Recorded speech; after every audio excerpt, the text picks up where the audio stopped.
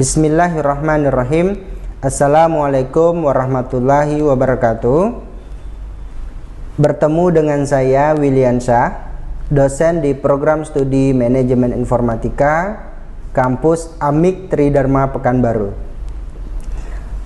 Pada kesempatan kali ini saya akan menjelaskan terkait mata kuliah yang saya ampu pada semester ini.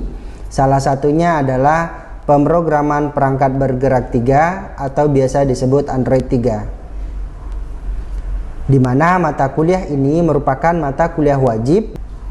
Yang pertama, saya akan menjelaskan terkait deskripsi dari mata kuliah pemrograman perangkat bergerak 3 ini.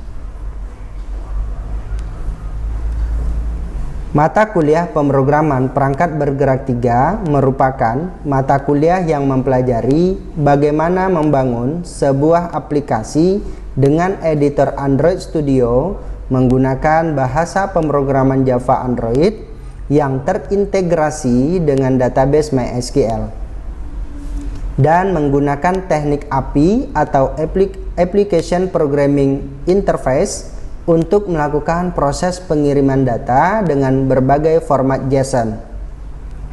Jadi mata kuliah ini terfokus bagaimana melakukan proses pengiriman data yang berformat JSON dengan menggunakan teknik API. Apa kemampuan yang diharapkan? Jadi setelah mengikuti mata kuliah pemrograman perangkat bergerak 3 ini, mahasiswa diharapkan mampu untuk yang pertama, mahasiswa paham konsep dasar pemrograman Java Android, format data JSON, serta teknik API. Yang kedua, mahasiswa mampu membuat sintak program dengan format JSON. Yang ketiga, mahasiswa mampu melakukan koneksi data dari data JSON yang sudah dibuat dengan menggunakan teknik API. Yang keempat, mahasiswa bisa merancang desain project sesuai dengan berbagai jenis layout. Yang kelima, mahasiswa bisa membuat program sederhana dengan menggunakan Java Android dan database MySQL.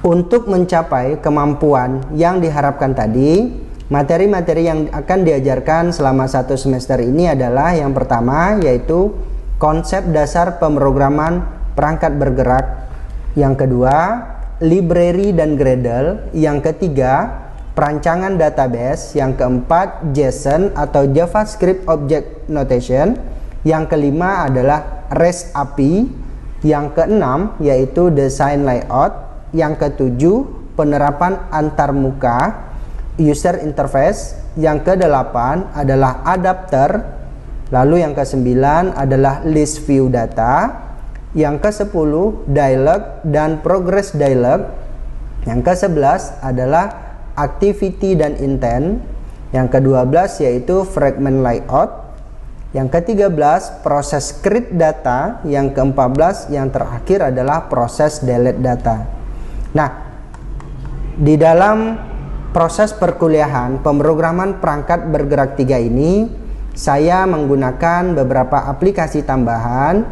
Yang pertama yaitu aplikasi Postman untuk menguji apakah sintak API yang sudah dibuat tadi sudah sesuai apa belum. Lalu yang kedua, GitHub, di mana GitHub ini membantu mahasiswa menyimpan source kode yang sudah dibuat dan mempermudah mahasiswa dalam pengerjaan proyek yang dikerjakan secara berkelompok. Yang ketiga, Android Emulator Nox atau biasa juga kita gunakan untuk menampilkan hasil program yang sudah dibuat di Android Studio. Pada mata kuliah pemrograman perangkat bergerak ini, sistem pembelajarannya yaitu akan dilaksanakan secara hybrid, yaitu pembelajaran langsung di kelas atau tatap maya menggunakan aplikasi Zoom atau aplikasi Google Meet. Nah, beberapa metode pembelajaran yang akan diterapkan, yang pertama yaitu metode ceramah, nantinya terkait dengan teori-teori mata kuliah pemrograman perangkat bergerak 3. Lalu ada metode diskusi kelompok, Nantinya mahasiswa akan dibuatkan beberapa kelompok, di mana kelompok ini akan diberikan beberapa proyek program yang berbeda. Lalu yang ketiga yaitu metode demonstrasi, mendemokan apa saja yang sudah dibuat di dalam proyek tersebut. Lalu yang terakhir adalah metode pemecahan masalah. Lalu selanjutnya adalah komponen penilaian. Jadi nanti di sini ada kehadiran dengan bobot 10%, lalu ada tugas 20%, lalu kuis 15%, ujian tengah semester 25%, dan ujian akhir semester 30%. Itulah deskripsi mata kuliah pemrograman perangkat bergerak 3 yang bisa saya sampaikan. Sekian, terima kasih. Oke, bisa kita mulai perkuliahan kita? Bisa, Pak. Baik ya. Bismillahirrahmanirrahim. Assalamualaikum warahmatullahi wabarakatuh. Waalaikumsalam warahmatullahi wabarakatuh. Alhamdulillahirabbil alamin. Semoga Allah selalu memberikan kita kesehatan. Semoga Allah juga menjaga kita dari penyakit. Dan tentunya Bapak harap dari mahasiswa Bapak untuk selalu taat dengan prokes ya. Jangan sampai dari kita, mudah-mudahan kita terhindar dari virus corona ya. Oke. Ada yang nggak hadir hari ini? Siapa yang tidak hadir? Hadir semua? Bapak cek ya. Oke, hadir semua ya. Baik, kita masuk ke materi kita, yaitu desain layout user interface. Nanti kita akan berbicara tentang apa itu layout, dan kita akan berbicara tentang fungsi layout dan jenis layout, dan kita akan mengimplementasikannya langsung ke Android Studio. Baik, sebelum kita masuk ke desain layout ini, Bapak ingin bertanya dulu, kira-kira ada yang masih ingat tidak dengan materi kita minggu lalu? Kita membahas tentang apa? Ada yang masih ingat materi kita minggu lalu? Aldi, Pak. Ya, Aldi, apa Aldi? Membuat database dan tabel untuk proses root data. Oke, kamu sudah selesai database-nya? Sudah, Pak. Tabelnya sudah selesai? Sudah, Pak. Oke, baik. Minggu lalu kita sudah membahas tentang CRUD, kita sudah membuat database, dan kita juga sudah membuat tabel ya. Jadi apa hubungannya dengan materi kita hari ini, yaitu desain layout UI. Nah, tujuan materi desain layout ini adalah itu nanti diharapkan mampu menjelaskan konsep layout interface. Lalu yang kedua, mahasiswa nanti mampu menjelaskan teknik pembuatan layout di Android Studio yang akan kita gunakan ini. Yang ketiga, nanti mahasiswa juga diharapkan mampu mengimplementasikan jenis-jenis layout di Android Studio dengan berbagai jenis bentuk SDK-nya. Nah, jadi nanti diharapkan ini semua bisa kita kerjakan, dan yang pastinya kita bisa juga mengimplementasikannya ke dalam Android Studio. Baik. Nah, sebelum kita masuk ke definisi layout, kira-kira ada nggak dari kalian itu yang sudah pernah mendengar atau sering membaca tentang layout dan paham dengan layout? Kira-kira layout itu apa? Ada yang bisa bantu jawab? Layout itu apa kira-kira? Layout itu, Pak, agar template terlihat lebih rapi aja gitu, Pak. Oke, bisa diulang, Chandra? Biar template itu terlihat lebih rapi dan menarik, Pak. Oke, biar template itu bisa lebih menarik dan rapi ya. Oke, yang lain siapa? Iya, Pak. Ada nggak? Pendapat lain apa kira-kira? Terima kasih, Chandra ya. Ya, Pak. Oke, ada yang bisa bantu jawab definisi dari layout itu apa? Pendapat lain?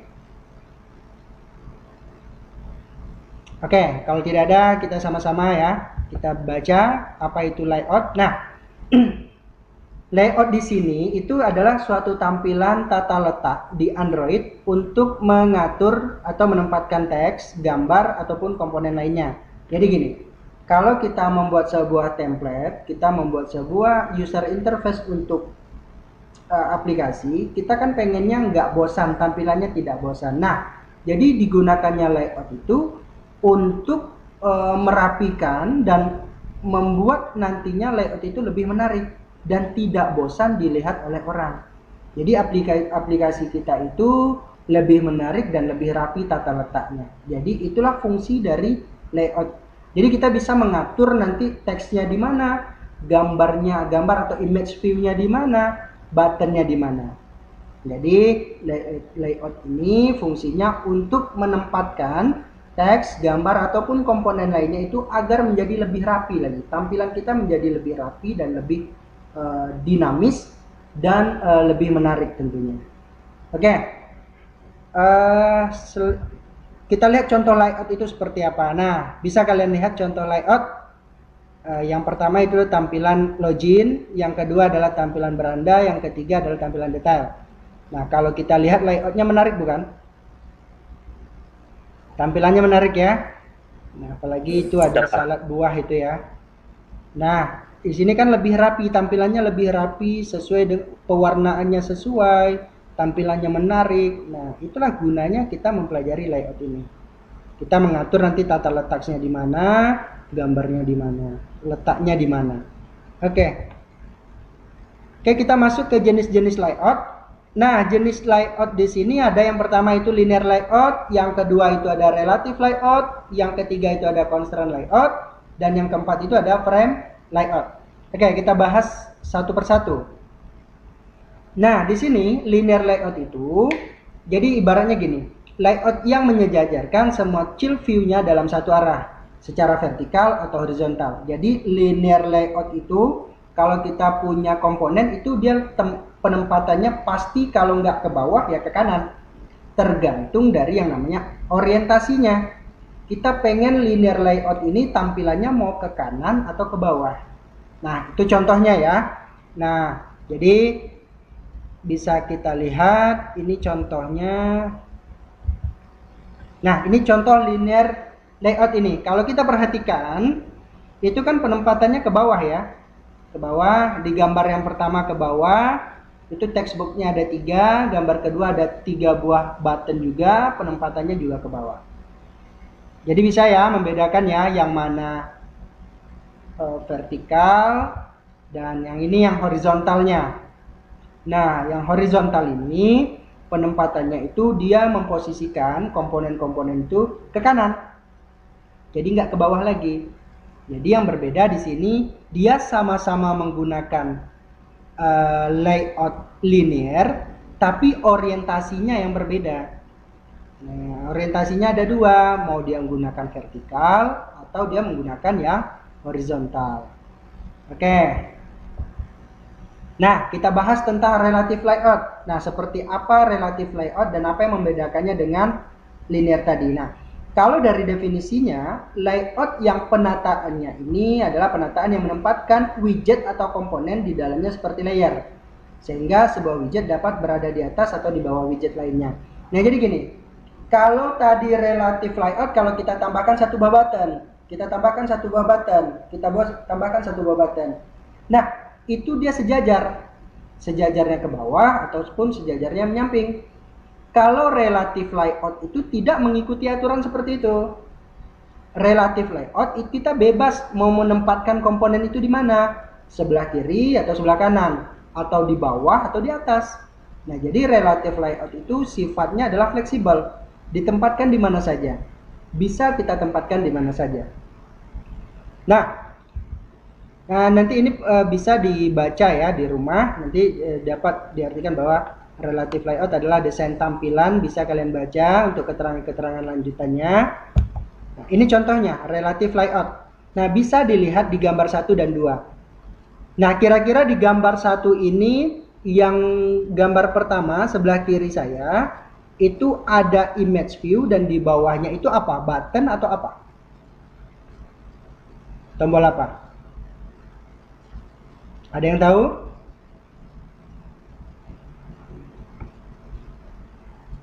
Oke.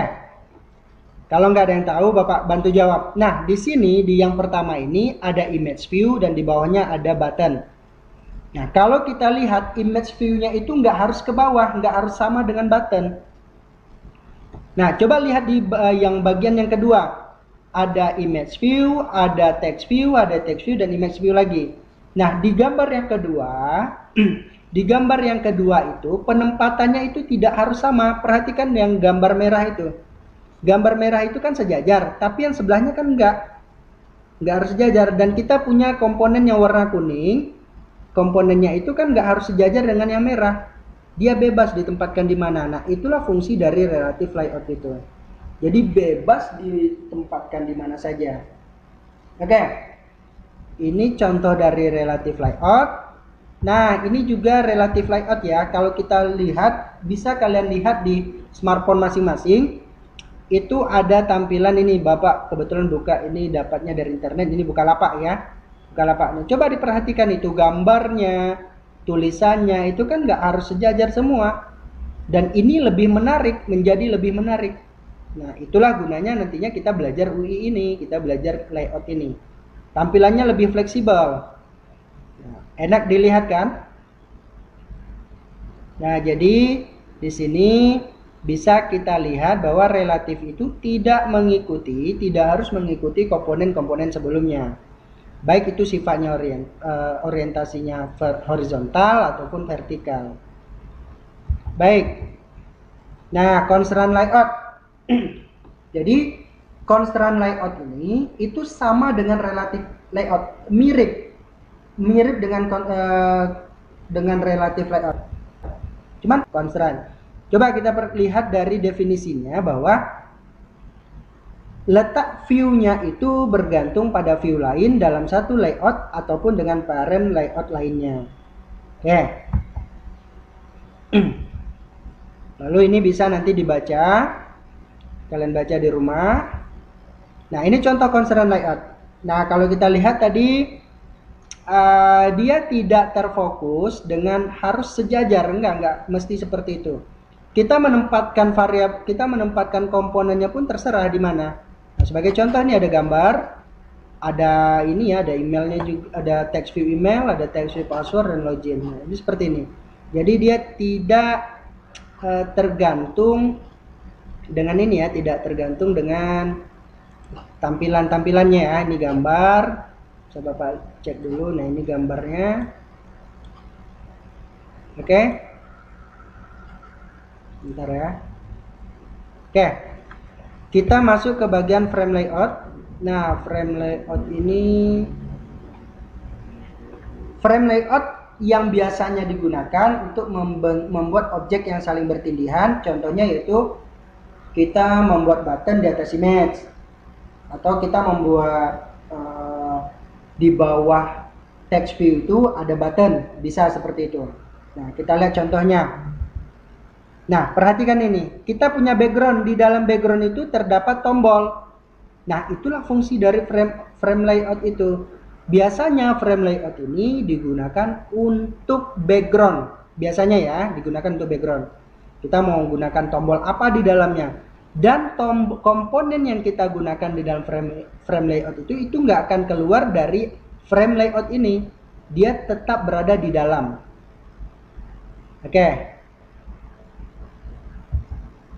Baik, ini tabel layout, silahkan nanti dibaca di rumah. Oke, kita coba untuk ini ya. Kita coba implementasinya. Nah, coba. Yang pertama, Bapak coba dulu kita menggunakan linear layout. Ini linear layoutnya horizontal, kita ganti dulu menjadi vertikal. Oke. Jenis layout yang pertama yaitu text view nih. Bapak ambil text view, beberapa text view. Oke.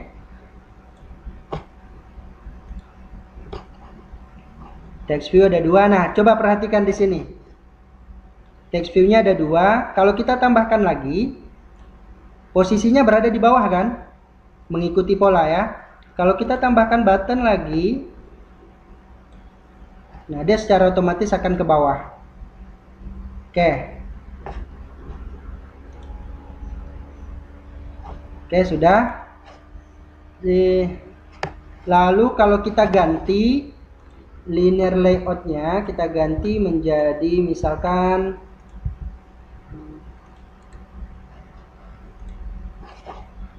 linear layout-nya horizontal. Coba kita tambahkan. Ada button, kita tambahkan 2 buah button. Nah, seperti ini. Jadi penempatan buttonnya itu dia nggak ke bawah lagi, tapi dia menyamping. Nah, seperti ini. Ini ya, button 1, button 2, dan button 3. Jelas ya? Oke, lalu coba kita praktekkan dengan menggunakan relative layout. Bapak gunakan relative layout. Oke, tadi relative layout katanya apa? Dia bebas. Dia bebas ditempatkan di mana saja. Coba Bapak tempatkan button 1, button lagi. Nah, button di sini nggak harus dia mengikuti. Nah, gini. Bebas kan ditempatkan di mana saja? Iya kan? Atau kita tambahkan button lagi. Nah, seperti ini.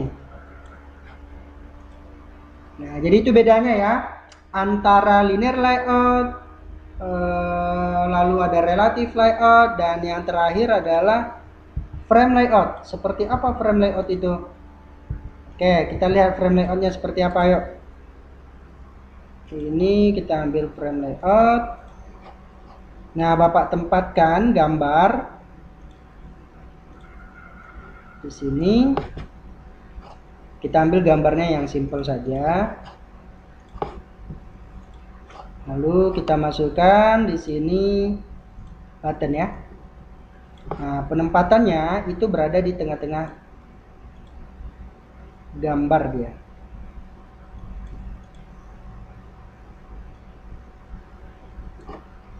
Oke, dia berada di dalam gambar. Seperti itu. Seperti ini contoh dari frame layout. Nah, nanti bisa untuk customnya bisa kalian kerjakan di rumah ya. Oke. Nah, itu tadi yang sudah Bapak kerjakan. Nah, kita masuk ke bagian selanjutnya. Ini tabel layout nanti bisa kalian pelajari karena ini hanya penjelasan ringkas saja mengenai layout tadi. Baik. Nah, Bapak ada pertanyaan di sini. Ini kira-kira apa layout yang Bapak gunakan gambar ini? Oke, sorry. Apa layout yang digunakan pada gambar di samping ini? Ada nggak yang bisa bantu jawab?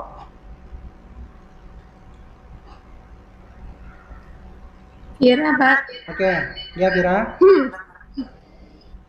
Kalau dari gambar yang di tampilan ini nih, jenis layout yang dipakai ini jenis linear layout, Pak. Yang Linear orientasinya vertikal. Vertikal. Oke. Karena dia itu text view-nya rentetannya ke bawah, Pak. Oke, boleh. Ada pendapat lain? Oke, bagus jawabannya ya. Kita kasih tepuk tangan dulu untuk Vira ya. Oke. Ini kalau kita lihat dari gambar, ini memang yang digunakan adalah linear layout ya. Linear layout, orientasinya adalah vertikal. Coba kita lihat. Dari text view-nya ini, ada 4 buah text view, semuanya ke bawah. Jadi, sesuai dengan pengertiannya tadi, bahwa linear layout itu dia nanti sejajar katanya. Tergantung orientasinya, mau di orientasi vertikal ataupun horizontal. Kira-kira ada yang ingin bertanya tentang materi kita?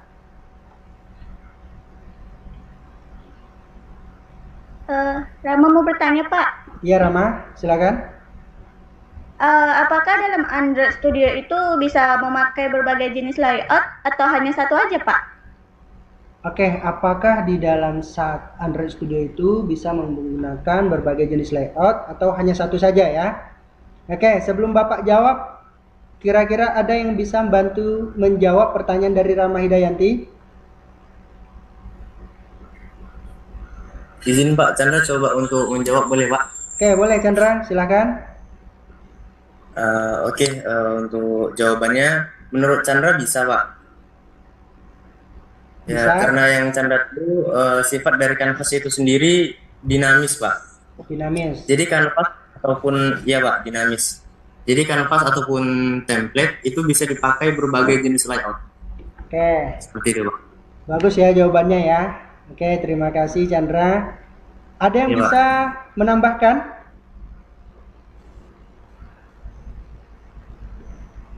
Ada? Oke, langsung saja Bapak jawab ya. Bisa nggak Pak, di dalam satu kanvas itu kita menggunakan berbagai jenis layout? Seperti jawaban Chandra tadi, bisa, tentu bisa. Kenapa? Sifatnya itu dinamis. Jadi untuk menarik itu, untuk rapi itu ya kita perlu berbagai jenis layout. Kenapa? Karena kalau kita hanya menggunakan satu jenis saja, tampilannya menjadi monoton. Nah, jadi gitu Rama ya. Jadi kalau kita ngeliat yang itu saja tampilannya kan jadi bosan. Jadi kalau kita punya ragam jenis layout yang kita gunakan ya tentunya bisa lebih menarik nantinya tampilan dari aplikasi yang kita bangun. Oke, Rama paham? Sudah mengerti? Oke, siap. Yang terakhir, oke, kita masuk ke kesimpulan. Ada yang bisa menambahkan atau bisa menyebutkan apa kesimpulan yang bisa kita tarik dari materi yang sudah kita pelajari tadi? Rama Pak, Ya, Rama silakan. bahwa dalam Android Studio itu dia bisa dipakai berbagai jenis layout karena kayak bersifat dinamis gitu Pak. Oke, boleh, bisa. Karena di dalam Android Studio kita kalau membangun layout itu bisa menggunakan berbagai jenis layout ya, seperti itu ya Rama ya. Oke, boleh. Yang lain ada? Chandra Pak. Oke, Chandra, silakan. Bukan hanya berbagai jenis layout Pak. Jadi di Android Studio itu kita bebasnya itu untuk menggunakan komponen apapun Pak dengan jenis layout apapun. Seperti contohnya linear layout yang berorientasikan vertikal ataupun horizontal Pak. Oke. Jadi kata Chandra tadi kita bebas menggunakan jenis layout apapun. Kita bebas menggunakan komponen apapun di dalam pembuatan desain kita. Nah, oke. Jadi tadi ada dua kesimpulan bahwa yang pertama itu bebas menggunakan layout apapun di dalam satu, bisa kita menggunakan berbagai jenis layout di dalam satu kanvas, dan yang kedua kita bebas menggunakan komponen apapun di dalam pembuatan template atau pembuatan desain. Oke, lalu yang ketiga itu adalah kalau kita perhatikan tadi yang sering digunakan itu adalah relatif. Kenapa? Karena dia bebas menggunakan, kita mau meletakkan posisi button di mana, image view di mana, widgetnya di mana, teksnya di mana, bebas. Jadi memang umumnya yang dipakai adalah relatif layout tadi. Oke? Terima kasih ya bantuannya. Dan yang terakhir, ini ada latihan yang Bapak kasih untuk kalian. Tolong diperhatikan dan dicatat nantinya. Ini akan Bapak share juga ke grup kita. Oke, yang terakhir adalah kita latihan buatlah sebuah desain interface dengan format satu buah relatif layout, linear layout, baik itu horizontal dan vertikal, dan gunakanlah aset atau gambar dari Android Studio. Dan yang kedua adalah gunakanlah gambar dengan tipe PNG. Kenapa Bapak menyarankan PNG? Karena gini, kalau kita menggunakan tipe gambar yang GIF atau JPG, biasanya formatnya menjadi lebih besar. Dan aplikasi yang kita bangun menjadi lebih berat jadinya. Oke, paham ya dengan tugasnya ya, dengan latihannya ya? Paham Pak. Oke. Untuk hari ini Bapak cukupkan dulu sampai di sini. Silakan kerjakan latihannya. Terima kasih atas partisipasinya dalam perkuliahan kali ini. Assalamualaikum warahmatullahi wabarakatuh. Waalaikumsalam. Waalaikumsalam warahmatullahi wabarakatuh.